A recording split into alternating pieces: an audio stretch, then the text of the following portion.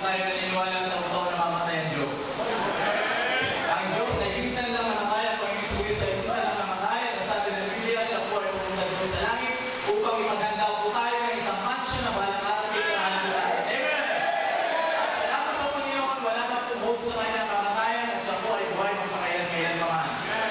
At hanggang ngayon po, buhay po siya. Huwag po kayo mag-alala. Alam ko mainit, pero saglit lamang po ito. I was instructed by our pastor na mag-preach lamang po sa atin ng saglit na oras para po baka magpinitensya pa tayo. Isaiah chapter 53, we will be studying the sufferings of the Lord Jesus Christ. The sufferings of the Lord Jesus Christ. Isaiah chapter 53.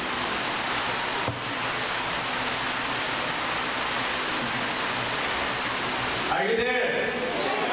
The Bible says, who hath believed our report, and to whom is the arm of the Lord revealed? Verse number 2, for he shall grow up before him as a tender plant, and as a root out of a dry ground. He hath no form nor comeliness. And when we shall see him, there is no beauty that we should desire him. He is despised and rejected of men, a man of sorrows, and acquainted with grief, and we hid as it were our faces from him. He was despised, and we esteemed him not. Surely he hath borne our griefs, and carried our sorrows. Yet we did esteem him stricken, smitten of God, and afflicted.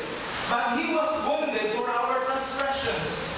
He was bruised for our iniquities. The chastisement of our peace was upon him, and with his stripes we are healed. All we like sheep have gone astray. We have turned everyone to his own way. And the Lord hath laid on him the iniquity of us all. He was oppressed, and he was afflicted. Yet he opened not his mouth. He is brought as a lamb to the slaughter, and as a sheep before her shearers is dumb, so he openeth not his mouth. He was taken from prison and from judgment. And who shall declare his generation? For he was cut off out of the land of the living. For the transgression of my people was he stricken. And he made his grave with the wicked, and with the rich in his bed, because he had done no violence, neither was any deceit in his mouth. Yet it pleased the Lord to bruise him. He hath put him to grief. When thou shalt make his soul an offering for sin, he shall see his seed, he shall prolong his days, and the pleasure of the Lord shall prosper in his hand. He shall see of the travail of his soul, and shall be satisfied. By his knowledge shall my righteous servant justify many, for he shall bear their iniquities. Therefore will I divide him a portion with the great, and he shall divide the spoil with the strong, because he hath poured out his soul unto death, and he was numbered with the transgressors. And he bare the sin of many, and made intercession for the transgressors. Isa pong chapter na ito, isa po ito sa mga kasulatan ng Old Testament na nagpapakita po ng suffering sa ating Panginoong Jesucristo. The sufferings, the topic ng sufferings of the Lord Jesus Christ ay bahagi po ng pag-aaral sa Bible School na Life of Christ. Mga kapatid, if you will talk about the life of Christ, hindi mo pwedeng hindi banggitin yung sufferings. Sapagkat kung wala yung sufferings, wala pong kaligtasan. Wala po tayo dito sa simbahan kung hindi po ang Panginoong Jesucristo ay nagdusa para sa ating kasalanan. Tayo po ay nagtatamasa ng kaligtasan, at someday we will be walking in the streets of gold. We will be entering into gates of pearl. At makakasama po natin yung mga patriarchs, yung mga prophets, ang Panginoon, at tayo po ay titira doon sa mansion up there in heaven. It's because of the salvation na ibinigay po sa atin ng Panginoon. At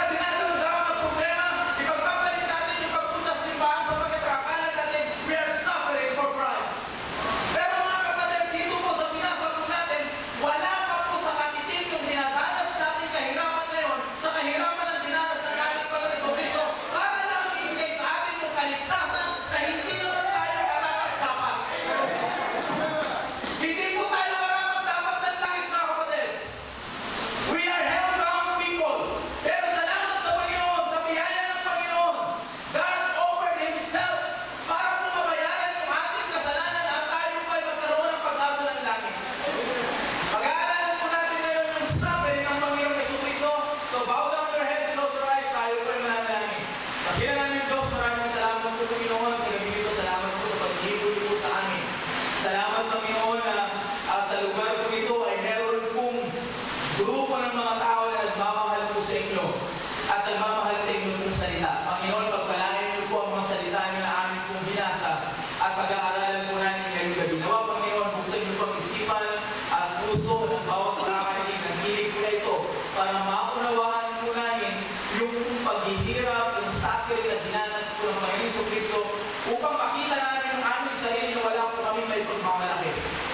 We're nothing, oh God, prepared doon sa mga bagay na dinanas ng aming tagapagligtas. Kaya Panginoon, salamat po sa inyong mga salita. At nahihiling po Panginoon sa inyo na bawat salita niyo po na mahayag ngayon, ito nawa, ito man sa aming isipan. Patawarin niyo po kami sa lahat ng mga kasalanan na aming pong nagawa. Ito po ang aming samang dalangin sa pangalan ni Jesus. Amen. You know, be seated. Now, in the book of Hebrews, the Bible said, without the shedding of the blood, there is no remission of sin. Yan po yung requirements ng batas. Na kailanman wala pong mapapatawad na kasalanan kung hindi po pagbububo ng dugo. Kung wala pong iaalay ng dugo. In the Old Testament, ang ginagawa po ng mga tao ay nag-aalay po sila ng hayop. At yung dugo po ng hayop na yun, yung pa i-sprinkle around doon po sa altar. At yun po ay nagsiserve as an atoning sacrifice. Ang ibig sabihin po ng atone or atonement means to cover. Okay? Halimbawa po, ito po yung kasalanan ng tao. Ito po yung aking kasalanan. Noong Old Testament, pag ako po ay nag-alay ng dugo, halimbawa dugo ng tupa o dugo ng kambing o dugo ng isang toro o ng bull, yung dugo po noon ay nagsiserve as a covering, as a veil. Ang tawag po doon ay atonement. So kapag ito po, halimbawa ito yung aking kasalanan, kapag ito po ay natakpan ng veil, hindi nyo na po makikita yung pulpit. Diba? Because it was covered by a veil ng kurtina. So hindi nyo na po makikita. Pero, one thing is certain, nandiyan pa rin yung pulpit.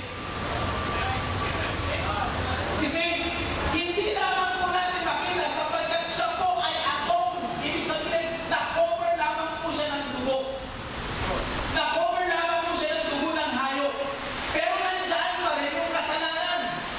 Pero mga kapatid, sa Panginoon Jesucristo, sa pamamagitan po ng banal na dugo ng Panginoon Jesucristo, ang kasalanan po natin ay hindi lamang na-covered, but it was washed away.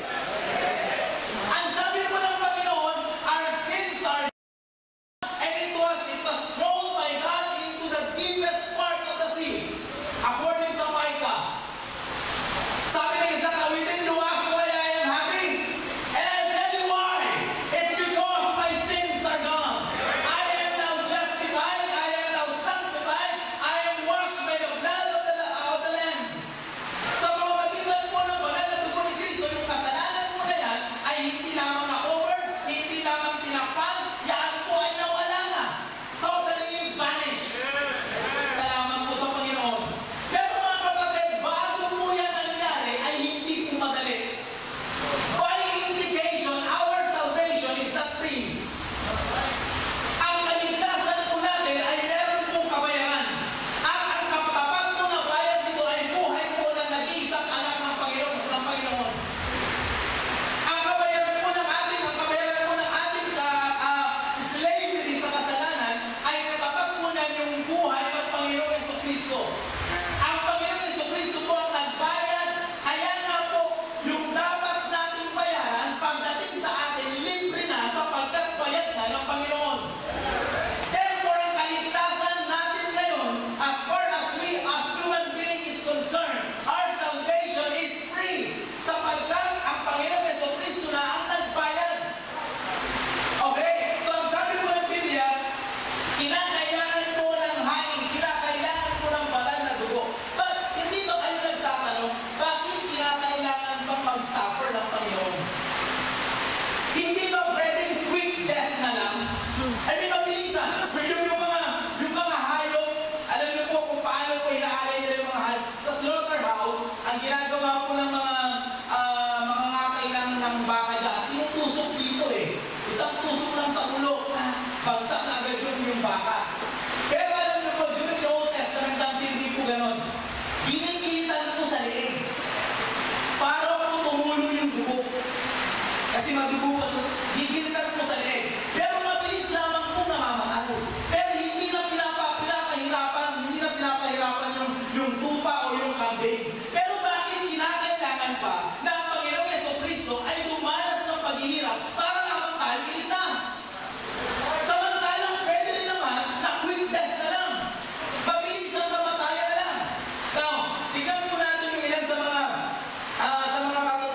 dito, kung isa-isahin po natin, imagine niyo po,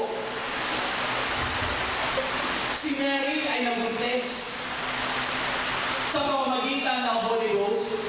Siya po ay kinausap ni Angel Gabriel at nasabi na, "Blessed art thou among women." At ikaw ay magdadala ng tao at sa sinapupunan mo, dadalhin mo ang tagapagligtas ng sanlibutan. Tinanggap po ni Mary yung pong sabi ng angel, at sabi po ni Mary, "Be it unto me according to thy word." And then sa madaling salita, doon po sa Bethlehem, isa po sa mga kulungan ng mga hayop, ipinanganak po ang tagapagligtas. Siguro tuwang-tuwa yung magulang, si Joseph at si Mary, nakita nila yung baby Jesus doon sa manger. Diba? Kayo, yun yung mga magulang na nakita niyo lalo na yung panganay na anak. Diba very excited kayo? Naalala ko kapag panganay, talagang kompleto yan ang picture, talagang naka-record pa yan lahat.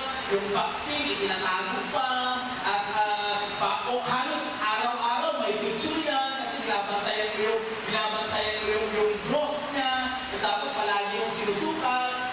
Diba? Excited ka kasi panganay. Pero pagdating sa pangalawa, sa pangatlo, hanggang sa pang-16, wala na. Pero kung just imagine yung excitement ng isang magulang na makita niya yung kanyang anak. At I could just imagine, ang Panginoong Jesucristo was just a bouncing baby boy na nandoon sa manger, na tuwan-tuwa si Mary habang nilalaro ni Mary yung kanyang anak.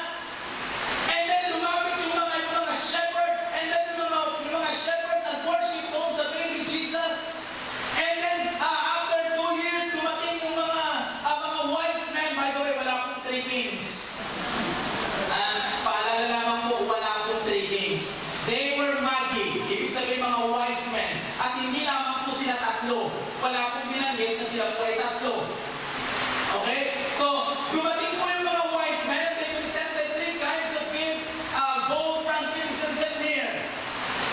And then tuwa po si Mary doon po sa kanyang anak. Hanggang sa nanaginip po sila na si King Herod po ay papatayin niya yung mga bata 2 years old and under. So, walis po sila.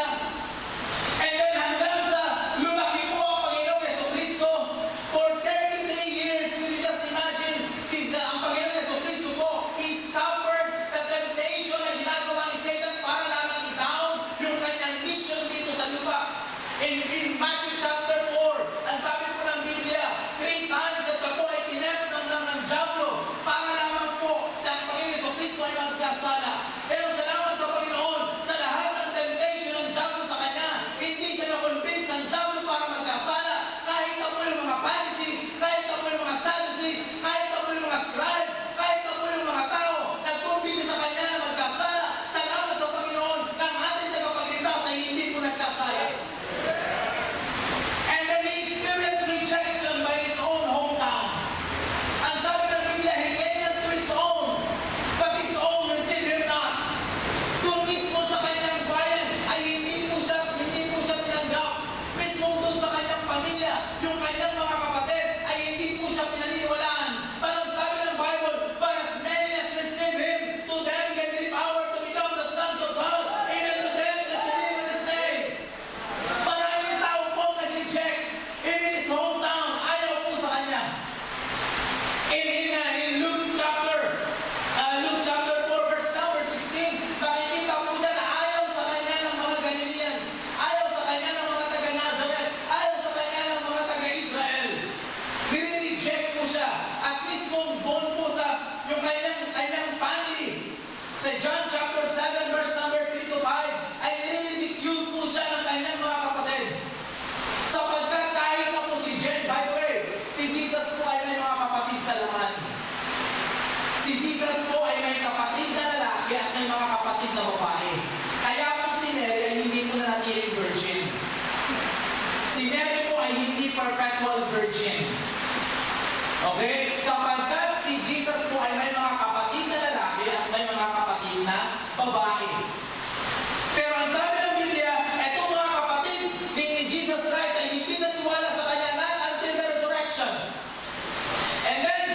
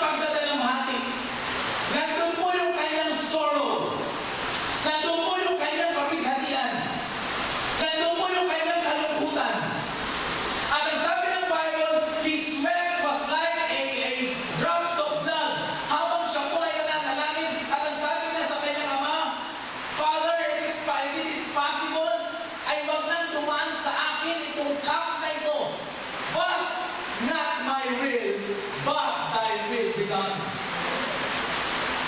Nandoon po yung atin ng Panginoon. And then, pagbalik ka pagkatapos ng manalangin, pagbalik niya doon sa kanyang mga apostol at ang kanyang tulong. Nauunawaan niyo ba yung puso ng isang leader na pressure na siya doon sa mga mangyayari? And then, inatasan na yung kanyang mga alagad. Diyan kayo, manalangin kayo, ipanalangin niyo ako, ipanalangin niyo yung sitwasyon. And then, ito yung isang leader na nanalangin siya. Panginoon, kung maaari lamang, huwag nang dumalo ko sa akin. Bagamat hindi yung aking kagustuhan ang masunod, kundi yung kagustuhan mo ang masusunod. Grabe yung kanyang panalangin, grabe yung kanyang pagdadalamhati. And then, pagbalik na doon sa kanyang mga alagad. Tulong! Alright. Nauunawaan niyo ba ang nararamdaman din ng ating leader, ng ating pastor, na halos mapatid na yung kanyang leading sa pagsigaw, sa pag-preach, sa mga young people, sa mga fathers, sa mga mothers, sa mga kabataan, para lamang maayos yung kanyang buhay. And yet, makikita na in the midst of the congregation, maraming tulong. Alright. Mga kapatid, nauunawaan niyo ba kung gaano kahirap magbuo ng mensahe? Sometimes tinatawagan natin yung mga bagong preachers dito. Na yung mga bagong preachers, pag tumayo dito, nanginginig, kinakabahan, hininervyos, halos hindi makapagsalita. Pero mga kapatid, ikaw na nagtatawa dyan sa upuan, subukan mo ikaw ang tumayo dito.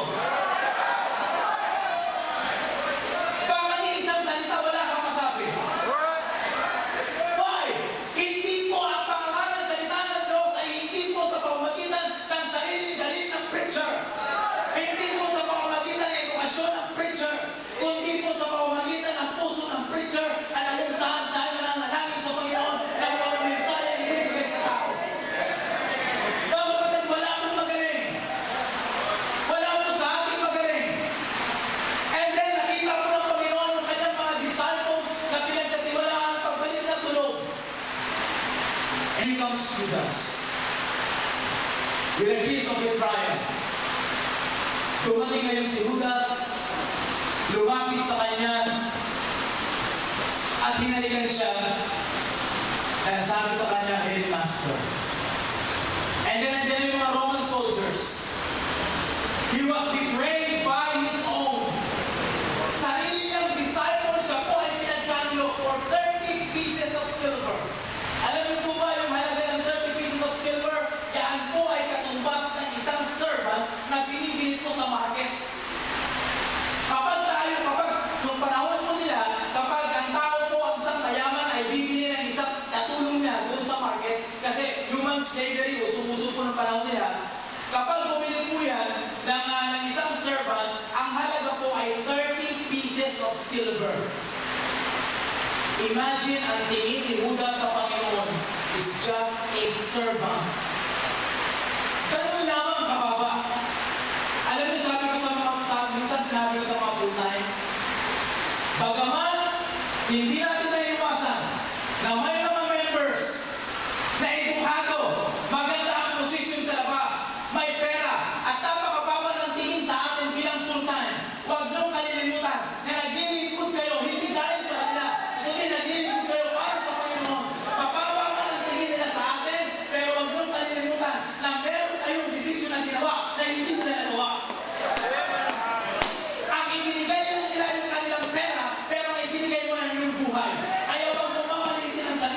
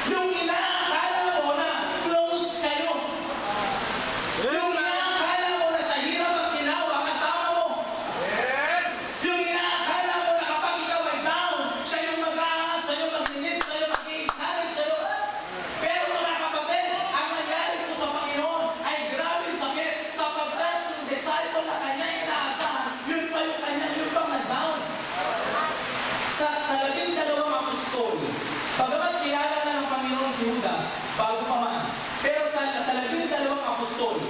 Sa record ng Bible, si Judas lang ang may posisyon. Treasurer. Kita niyo yung privilege si Judas, ano? Treasurer. Siya lang yung may posisyon. Siya yung may privilege. Pero mga kapatid, siya yung nag-pray. Imagine kung gaano kasakit po yung sa puso ng Panginoon sa Kristo. And then, nasabi ko ng Biblia, pagkatapos po siyang kunin ng mga Roman soldiers in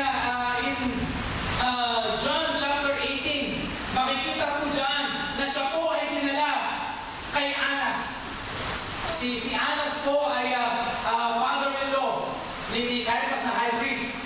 Dinala po siya doon sa lugar ni Anas at doon po nangyari na siya po ay pinagtanong ni Pedro. Una, sa garden, pinagtanong ni Judas. Well, maaari sabihin natin, okay lang kung si Judas ang gumawa kasi Judas naman niya eh. Pero mga kapatid, si Pedro, anong sabi ni Pedro bago nangyari yun? Panginoon, over my dead body. Hindi ka kailanman nakumuha ng mga Roman soldiers. Over my dead body, papatayin mo na nila ako bago na nila makuha. Pero mga kapatid, sabi ang Panginoon, Pedro, pagkatapos kumilaw ng manok, o bago kumilaw ng manok, ipagkakatiyo mo ka ng 3 beses. At nangyari po yun mga kapatid. Sa pangatlong beses, ay pinagkakaroon ni Pedro ang Panginoon Kristo, nagmura pa siya. Sabi na Sabi na hindi kilala yan eh. Nagmura pa. He began to curse, sabi ng Panginoon, sabi ng Bible. And then nagkatinginan po sila, naalala ni Pedro, sinabi ng Panginoon, ang sabi ng Bible, he wept bitterly. Imagine po yung update sa puso ng Panginoon Kristo. And then mula po doon sa lugar ni Anas, siya po ay pinagsasampal, siya po ay pinagsusuntok ng mga sundalo po doon, at siya po ay itinali, na parang nagtatali po sila ng isang kriminal na grabe yung kasalanan. And then pagkatapos po kay Anas, sinala po siya kay Caiaphas, the high priest. At doon po sa kay Caiaphas, it was even, ibig sabihin gabi na po. At yan po ay illegal sa batas ng mga Hudyo na magkakaroon ng meeting, ng pagkahakot sa gabi. So it was an illegal assembly. Pero mula po doon sa lugar ni Caiaphas, he was falsely accused. According to Matthew chapter 26, grabe po yung tinanas physically ng Panginoon. They spit on his face, dinuraan po siya sa mukha. Siya po ay piniringan, and then siya po ay pinagpapalo ng mga council, yung mga officers, pinagsusuntok po siya ng mga officers, and then pinagpuputya po siya ng mga tao po sa lugar ni Caiaphas. And he was blasphemed. Pagkatapos po kay Caiaphas, kinaumagahan, dinala po siya doon po sa council. Yun po yung Sanhedrin. Doon po sa Sanhedrin, siya po ay ginapos. And then dinala po siya kay Pontius Pilate, the Roman governor.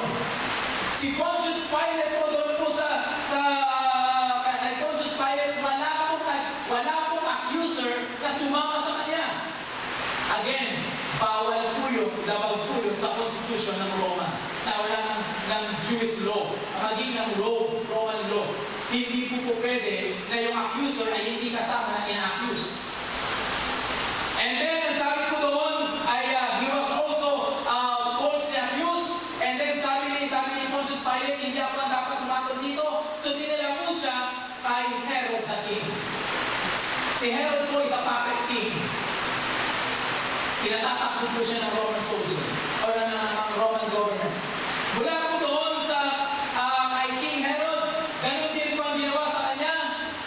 He was mocked, inudya siya, sinaktan siya, at lahat na ginawa sa kanya para lamang siya parusahan. And then, nilagyan po siya ng isang balawal at muli po siyang dinala kay Pilate for the second time. Pagharap po niya kay Pilate, kinausap po ni Pilate yung mga tao. Ang sabi po ni Pilate, wala akong makitang kasalanan worthy of death sa tao na ito.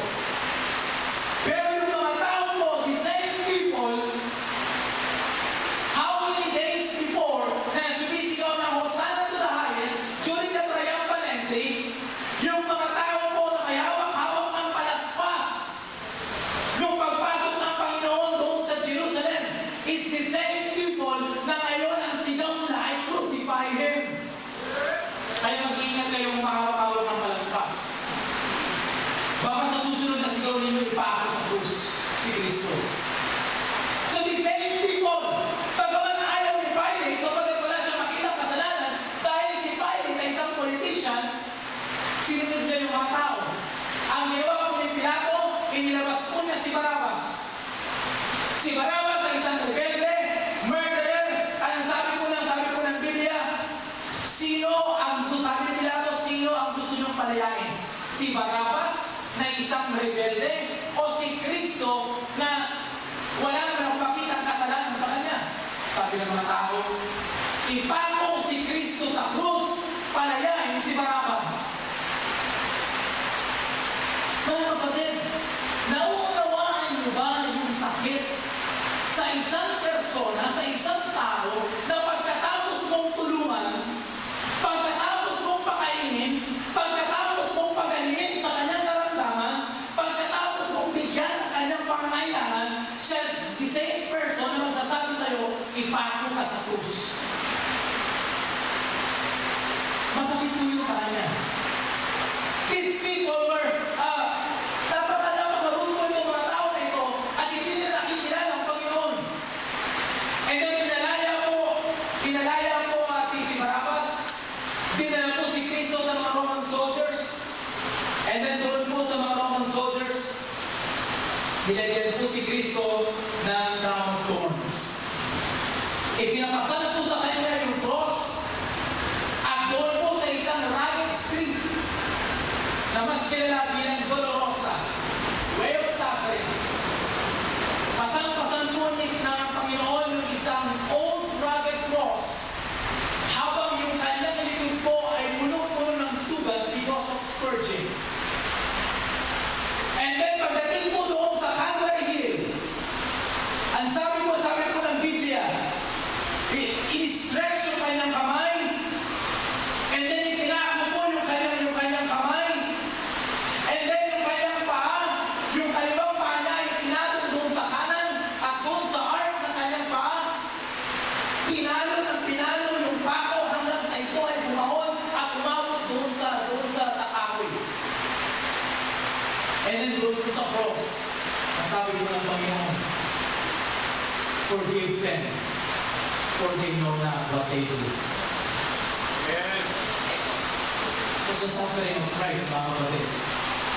Hanggang kamatayan, mga kapatid, hindi po, sabi ko ng Biblia, he could have called many angels para lamang lipulin yung mga Roman soldiers. Pero hindi po na yan ginawa. You know why? Sapagkat ikaw yung nasa isip niya eh. Amen. Kung ang Panginoon Jesucristo ay bumaba doon sa krus, hindi po tayo maliligtas. Kung ang Panginoon Jesucristo po ay hindi na pinagpatuloy yung kanyang pagsunod sa Ama hanggang kamatayan, wala po tayong tatamasahin ngayon na buhay na walang hanggan.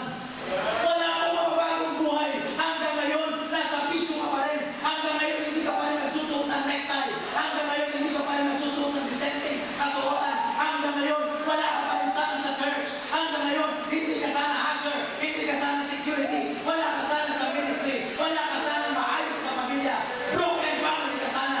Pero salamat sa Panginoon, bagamat siya po ay nahirapan, bagamat siya po ay nag-suffer, bagamat siya po ay namatay po siya para sa ating mga kasalanan, upang tayo mga makasalanan ay mapawalang sala. Amen. Kapatid, kailanman ay hindi po nawala sa isipan ng Panginoon yung persona po natin sapagkat alam ng Diyos na kailangan po natin ang tagapagligtas.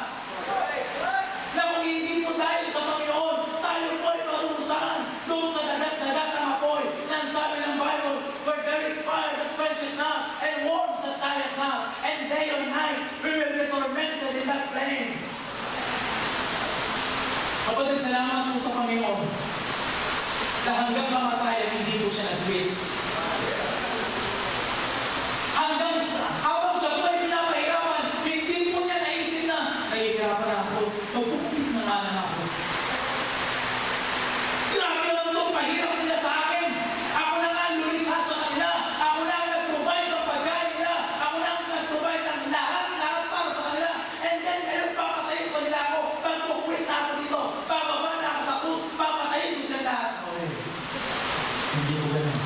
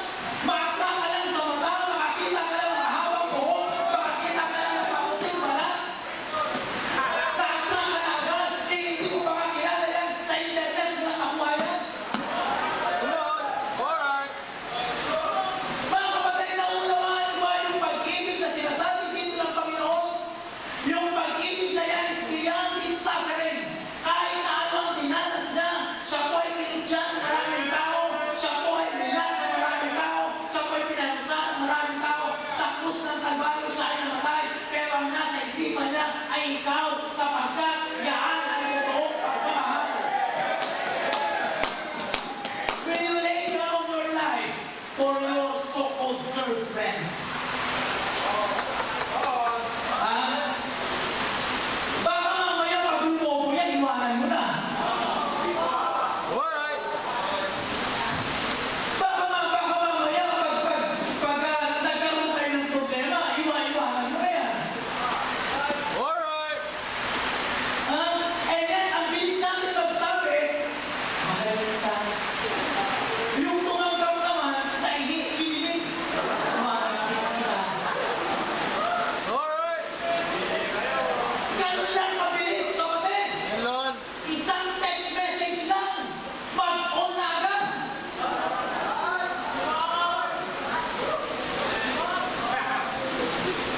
Nagkakilingan lang high level.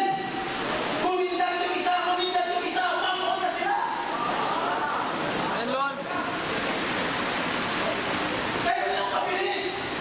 Mga kapatid, ang Panginoon, nung ipinakita na yung pag-ibig sa atin, dumanas ng katakot-takot na hirap hanggang kamatayan sapagkat yan ang totoong pag-ibig ng Diyos. And yet tayong tao, napakabilis po natin iwanan ang Panginoon. That's right, sir. I remember by the time, maraming beses. Mag-preach dito yung pastor, hard preaching, tapos practice preaching, and then alam mo naman yung mga teenager, masyado makusukan. Nasa upuan pa lang yan, hindi pa tapos yung mensahe. Gusto lang mag-forward yan. Gusto lang mag-forward, talagang pinigilan mo yung sarili. Tapos ay yung talagang nangarapin na yung paan niya na talagang mag-forward na, and then umiiyak na, and then sasabihin na pagkatapos, Pastor, magsusumulan po ako ng buhay sa Panginoon, sapagkat alam ko na tinatawag ako ng Panginoon, sapagkat alam ko po na tinawag ako para maglingkod sa Panginoon, nasa ministry na po ako, nalilimutan ko na po yung magulang ko, nalilimutan ko na po yung pag-aaral ko, nalilimutan ko na po lahat, yung girlfriend ko, yung boyfriend ko, naglilingkod na po ako sa Panginoon. Come Kung on. wala na yung tama ng mensahe, Amen. that's the real apoy.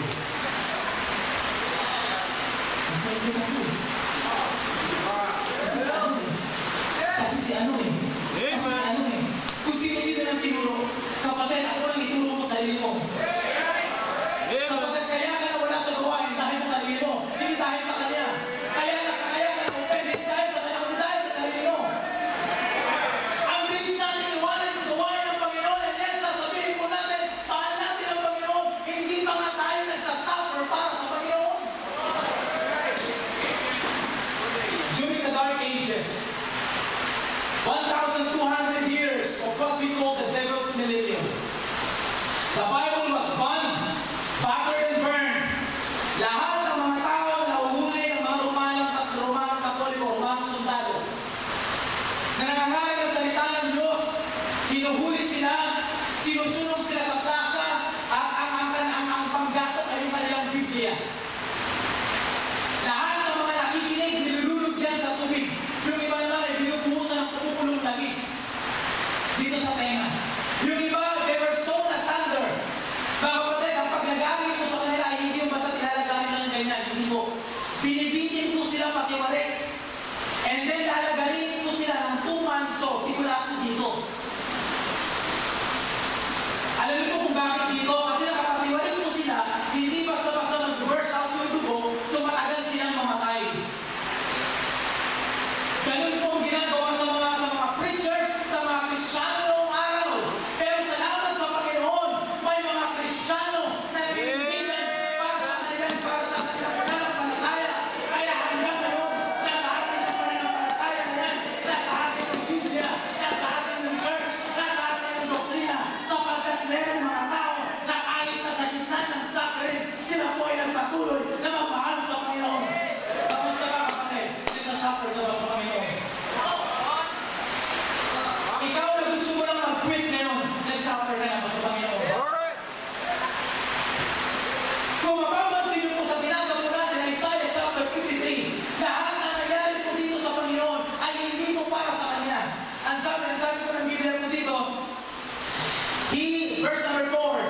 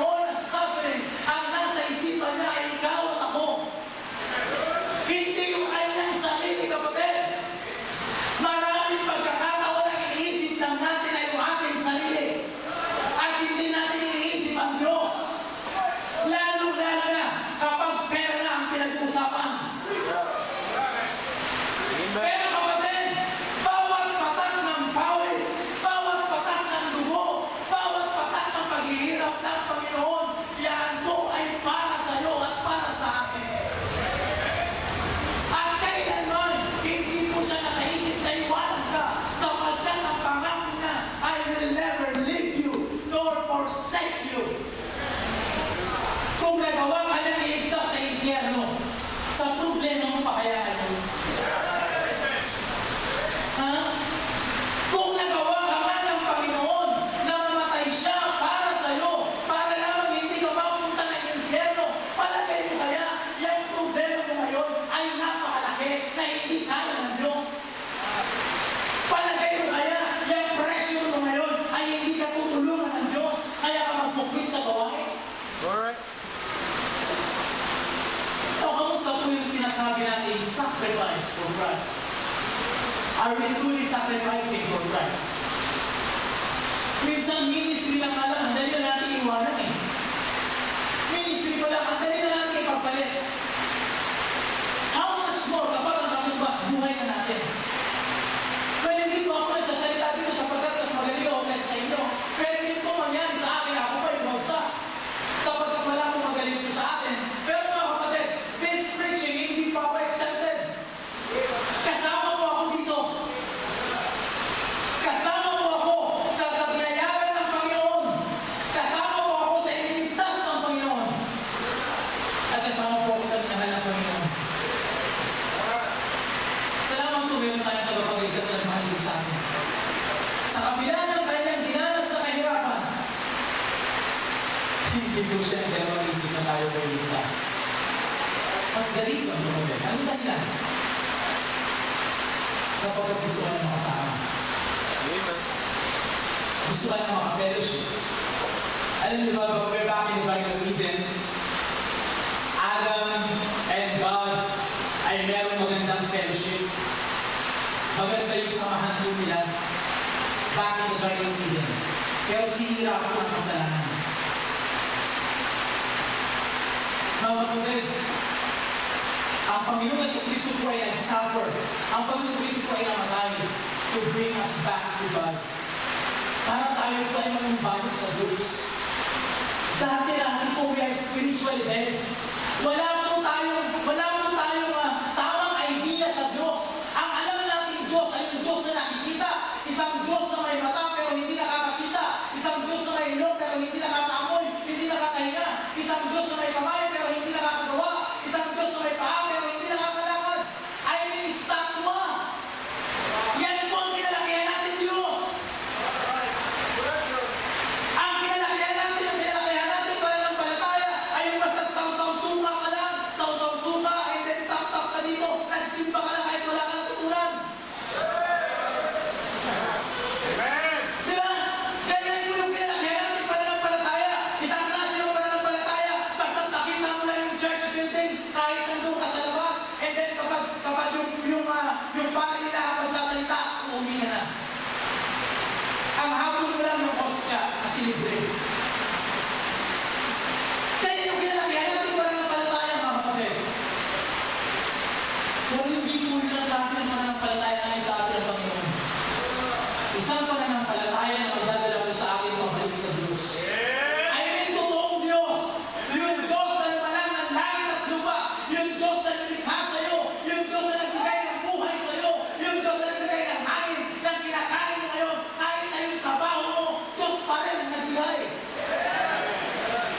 Isang Diyos na makapangyarihan, kapatid, at hindi isang Diyos na maray. And then, bakit siya nag-suffer para sa atin? To pay the penalty of our sin. God saves us from the penalty of sin, from the power of sin, and from the presence of sin. Kapatid, dapat hindi tayo mag-i-enjoy ng bagong buhay ngayon. In the future, hindi tayo mag-i-enjoy ng langit sapagkat patungo tayo sa impyerno. Dapat sana, kapag tayo namatay, katulad tayo ng rich man na sisigaw, Father Abraham, have mercy on me for I am tormented in this land. Ganun din sana yung sigaw natin.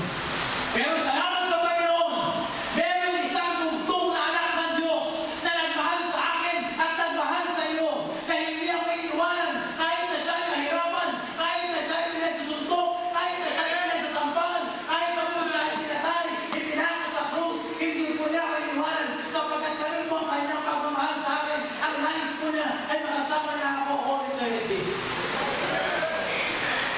Salamat po sa Panginoon, meron tayong tagapagligtas. Kagabi po nanonood ako ng bandila. Meron po dyan isang simbahan na naglagay po sila ng para daw makapagpinitensya yung mga tao. Naglagay sila doon ng mga cross. Malinipis na naman yung kaboy. Hindi ko alam kung naiwood yun eh.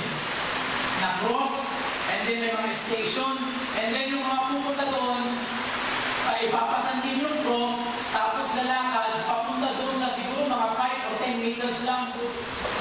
Tapos pinapakita sa camera, kunyari nahihirapan din.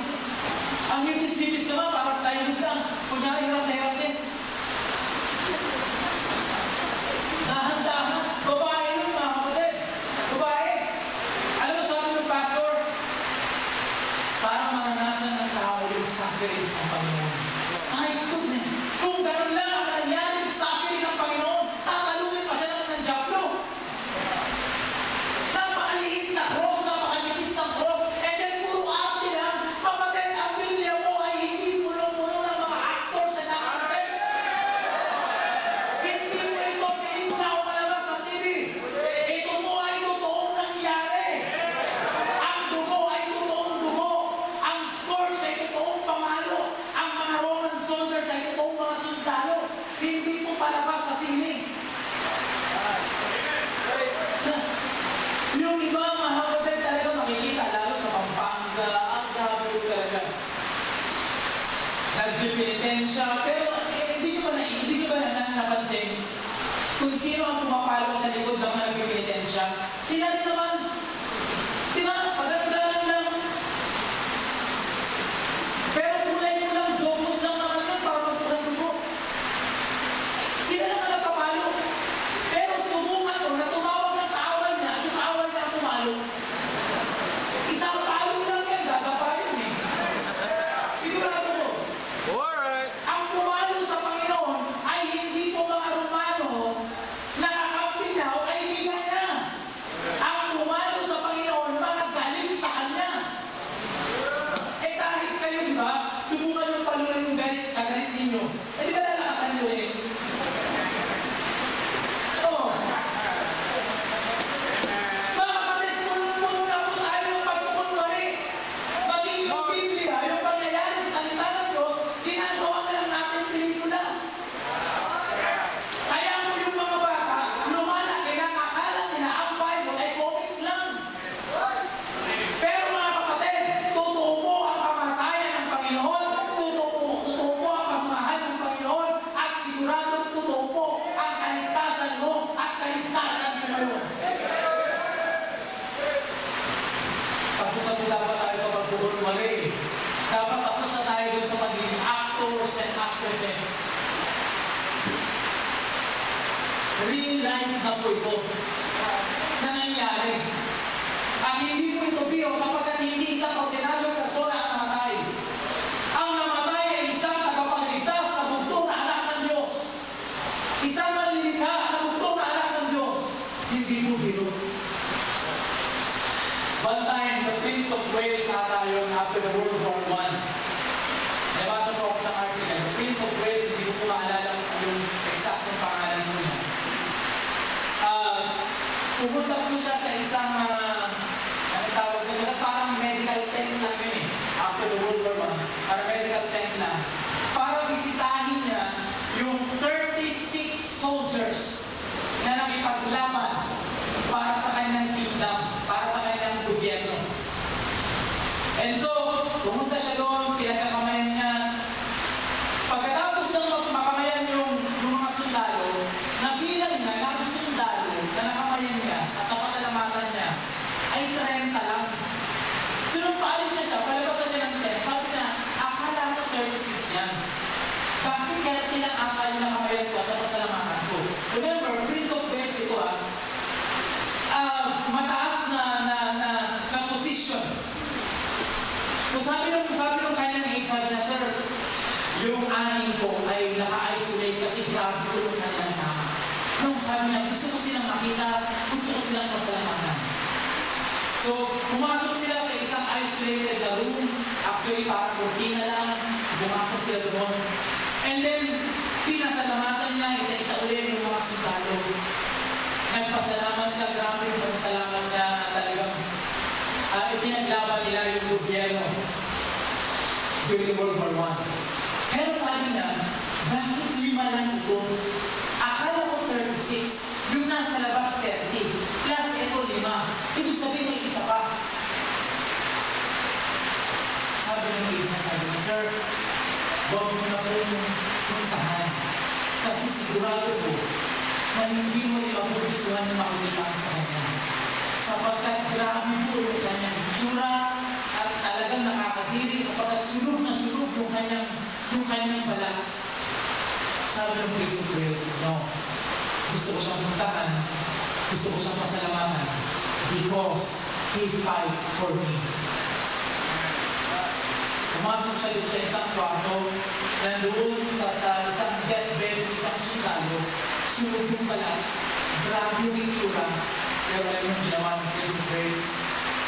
Lumuhod siya doon sa beside ng kama. Hinawakan niya yung kamay, kahit na, yung sugat, tapos sabi niya, salamat na ipinaglaban mo ako. Same din sa atin, mga Kristiyan, mga kapatid. Would you say thank you sa Panginoon sa Kristo sapagkat actually, namatay siya para sa iyo?